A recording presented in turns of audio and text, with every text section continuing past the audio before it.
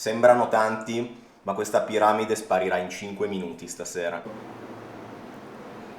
Tutto è super jelly.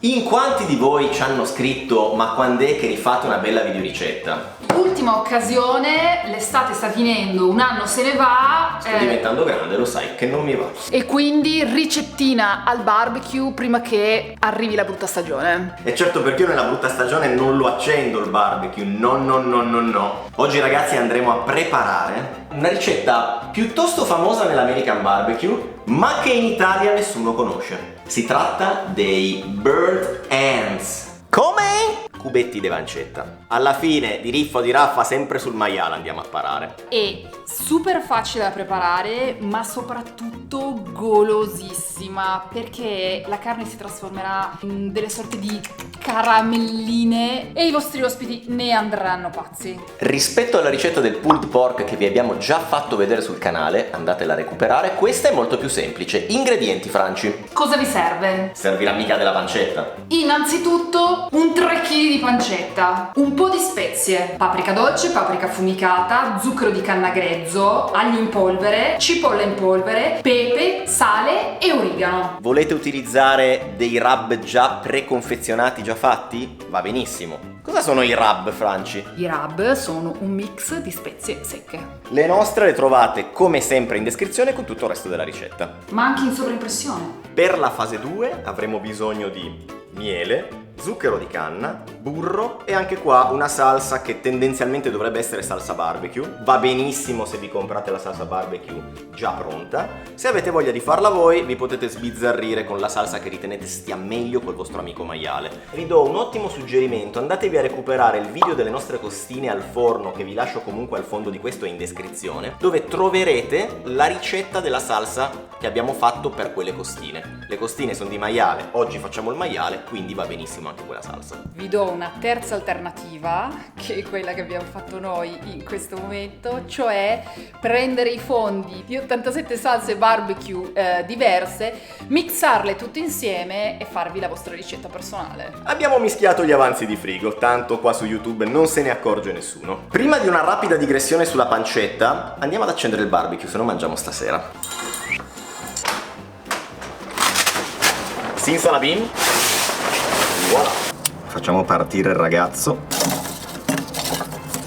Apriamo un po'. Però lui dovrà salire intorno, diciamo, ai 120-130. Sì, nel frattempo cambio di maglietta. Ne penso che ne cambierò diverse perché fa un caldo esagerato oggi. Questo video non è sponsorizzato dalle mie magliette. Parliamo un po' di pancetta. Lo sai che non si fa di bere l'acqua da... Capito? Non è che devi riprendermi a ogni piè sospinto, eh? Tanto lo fate anche voi, la differenza è che io ho il canale YouTube e voi no, ma tanto lo so che lo fate di bere dalla bottiglia. 2 informazioni che è utile sapere sulla pancetta.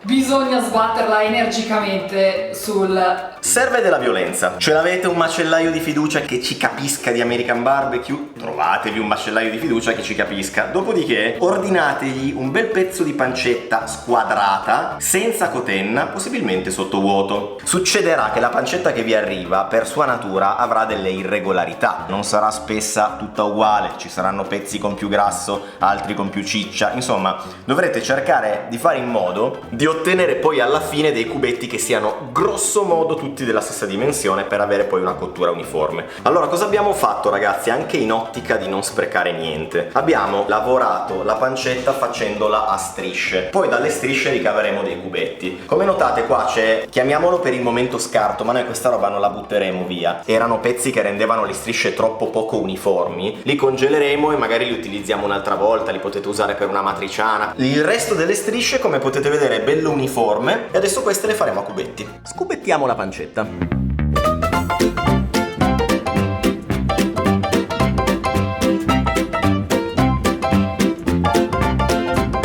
Ho fatto cambiare coltello a Gianni, che non ammetterà il fatto che funzioni meglio. Basta che ci sia scritto sopra il mio nome. Ve l'ho già detto che ho i coltelli con scritto sopra il mio nome? Sì, gliel'hai già detto in un bel po' di video.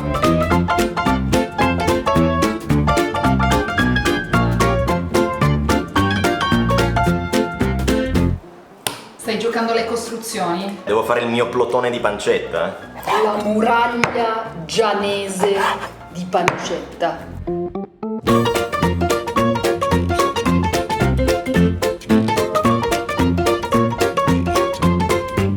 Abbiamo schierato le armate. Ok, No, sono cadute le armate. mi è caduta la muraglia. Mi lavo le mani e passiamo alla fase di rub. È arrivato il momento di mischiare tutte le spezie. Doveva essere una roba artistica, verrà un mappazzone rosso. Usate spezie buone. Queste le abbiamo comprate a Valencia al mercato. Che buon profumo. Avremmo mica esagerato con la paprika. Ne metto una parte in un piattino, che è sicuramente la parte che andremo ad usare, e lo utilizzo per colorare. Li dovete rabbare per benino, tutti i lati. Avrete sicuramente visto i video di quelli che prendono il rub e lo svrangano direttamente sui cubetti anche per far prima. A noi ci piace andare pianino pianino. Francia è molto Art Attack style. Volendo potete mettere anche semi di finocchio. C'è il rub di mio nonno dell'Oklahoma. È pieno. Franci, ti ho mai parlato del rub di mio nonno dell'Oklahoma? Non me l'hai mai fatto conoscere tuo nonno dell'Oklahoma. Vi sembrerà che abbiamo messo troppa paprika. E la dose Bressanini. Scopriremo a breve se abbiamo esagerato.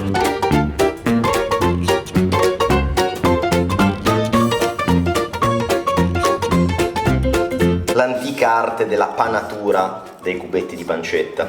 Tu non dovevi fare video su YouTube, tu dovevi impanare le cose nella vita. Refill. Dopo che li avete rabbati ben benino, si prendono uno a uno e si appoggiano su una griglia. Perché utilizziamo una griglietta extra e non usiamo direttamente la griglia del Kamado? Innanzitutto per un tema di trasporto e poi perché le maglie della griglia del Kamado sono più larghe. Terzo motivo, perché se voi fate questa operazione direttamente sulla griglia abbassate la temperatura, perché ci mettete un tot di tempo a farlo, invece dovete essere dei razzi. Brava Franci. Grazie Gianni.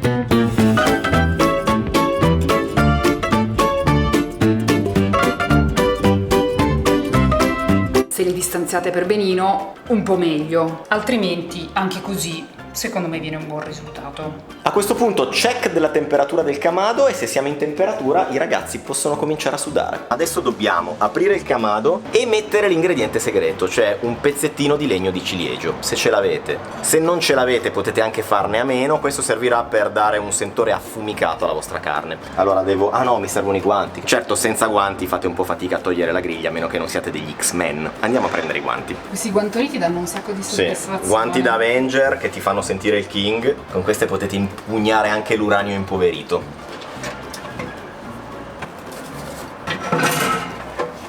La prima fase di cottura deve stare sui 120-130 circa. Il mio esercito di pancetta. Siamo pronti?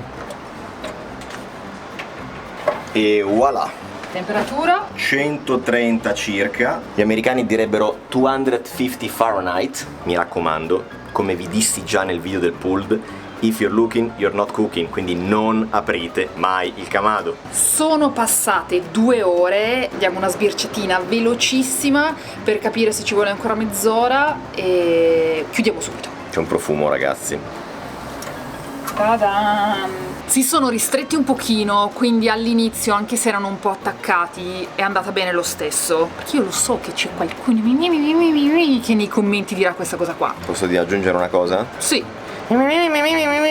Dovete far caso se si è formato il bark. Se non si è ancora formato, fategli fare un'altra mezz'oretta, cosa che noi adesso gli facciamo fare. Siamo a 2 ore e mezza, sono piuttosto confidente che adesso ci siamo. Quindi alziamo, guardate come sono belli scuri. No ragazzi, non sono bruciati, quella non è bruciatura, quella si chiama bark. E quella caramellizzazione esterna che avviene delle spezie è data anche dall'affumicatura, che deve proprio avvenire stando alle regole dell'American Barbecue. Giano fa fare questa operazione a me perché lui è delicatino con le mani. Si mettono i cubetti in maniera delicata, tra l'altro sono molto più consistenti rispetto a quando li abbiamo messi la prima volta. C'è proprio una crosticina al tatto sopra. Allora adesso in questa teglia favolosa andate a inserire 4 ingredienti, Franci. Zucchero, miele, burro e la salsina barbecue o ketchup che preferite. Esatto. Tocchettini di burro. Ne hai messi un po' troppi, Ma no, tanto poi si asciuga. Vabbè ragazzi, magari non li mettiamo tutti. 1, 2, 3, 4, E io mi 5, fermerei qua. ancora 1. Zucchero di canna grezzo, perché ci sembrava. Perché noi siamo grezzi. Voi direte zucchero con la carne, sì, perché l'obiettivo è proprio fare questo mix dolce e salato che renderà il tutto estremamente goloso. E visto che con lo zucchero non ci sarebbe stata sufficiente dolcezza, ci mettiamo un po' di miele. Tac. E infine la nostra salsa. Finisce a mezzanotte questo cucchiaino, vai con sta salsa. Tra l'altro è un po' piccantina. Sì, perché abbiamo mixato della salsa barbecue con della salsa all'habanero rosso piccante. Usiamo il leccapentole. Se no me la finivo col dito, Ora delicatamente si mischia un pochettino. per fare in modo che i vostri cubotti siano tutti belli conditi. Copriamo con l'alluminio. C'ho una fame. Seconda e ultima fase. Voilà, anche qua dobbiamo stare sui 130, ultima ora e poi se magna, raga. Ma se magna una roba che non tornate più indietro. Effettivamente, indossando questi guanti ti Ti senti... senti il potere nelle mani, Sì, è una figata pazzesca. Are you ready? Ta-da! Allora, scavicchio? Di cosa stiamo parlando, ragazzi? Guardate che bei bocconcini appiccicaticci di pancetta. Posso mescolarli col cucchiaio o è una cosa troppo elegante e bisogna farlo solo con le mani? Vai Franci, tu e le tue manine d'amianto. Non me li rompere, Provo ad assaggiarlo. Considerando quanto è spappoloso, direi che cattivo non può essere. Ascolta. La salsa era molto piccante quando l'abbiamo messa, adesso invece dà quella speziatura leggera perfetta, tutto buonissimo. La prova del 9, per capire se la missione è compiuta, è prendere un singolo cubottino e fare questo gesto spappoloso, che se non mi viene significa che il video ha clamorosamente fallito. E come vedete è super spappoloso. Il grasso si deve sciogliere, deve andare a condire la carne. E voi dovete godere come delle piovre. Quanto sono buoni. Vorrei veramente farveli assaggiare, perché questi, una volta che mettete in bocca il primo, ve li sparate uno dietro l'altro come le ciliegie. Come al solito, invito a cena a casa di Gianna e Franci. Guarda che casino che stai combinando sulla tovaglia. Sembrano tanti, ma questa piramide sparirà in 5 minuti stasera. Però fammi anche delle facce che non sembra che non ti abbiano bastonato. Tutto il super jelly. Ok, è grasso, ok, ne mangiate 2 o 3 e poi andate a farvi una corsetta. Sono americani, sono porcosi, ma ci piacciono proprio per questo. Quindi Franci, stai dicendo che dopo vai a farti una corsetta? Domani.